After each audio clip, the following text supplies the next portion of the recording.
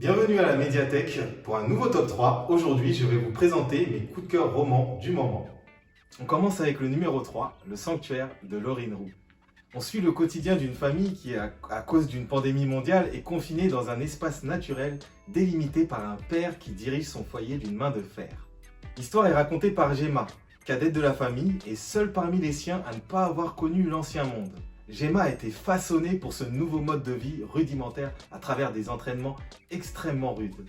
Au fur et à mesure qu'elle repousse les frontières qui lui sont imposées par son père, elle découvre que le monde n'est pas tellement comme on lui a décrit. Alors je tiens à rassurer les plus sceptiques qui n'ont surtout pas envie d'entendre parler de romans post-apocalyptiques ou de pandémie, qu'il ne s'agit pas seulement de cela.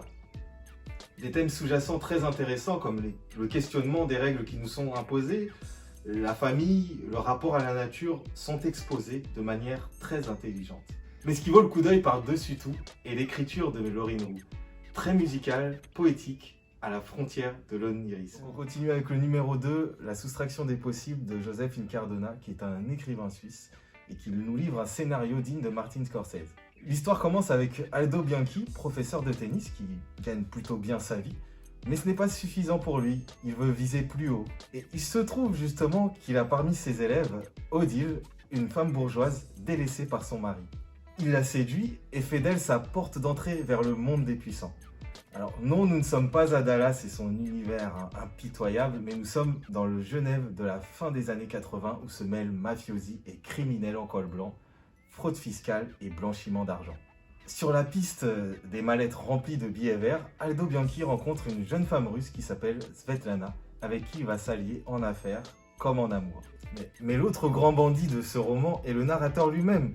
À la limite du sadisme, il aime jouer avec les lecteurs et surtout avec ses propres personnages. Alors si vous aimez l'action et les intrigues complexes, ce roman va vous plaire. On termine avec le numéro 1, La nature humaine de Serge Joncourt. Et pour celui-là, nous allons faire un petit voyage ensemble. Bienvenue en 1976. Nous sommes au Bertrange, dans le Lot-et-Garonne, dans une ferme appartenant à la famille Fabrier.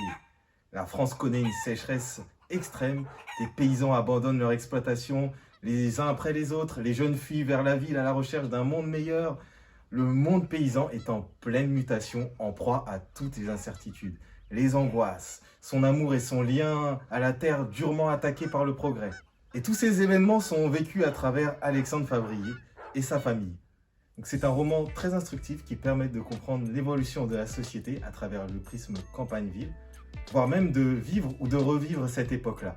À présent, je vous laisse les clés de la DeLorean afin de poursuivre ce voyage seul. C'est tout pour aujourd'hui. N'hésitez pas à nous contacter par mail, par téléphone ou via notre site internet. À très bientôt.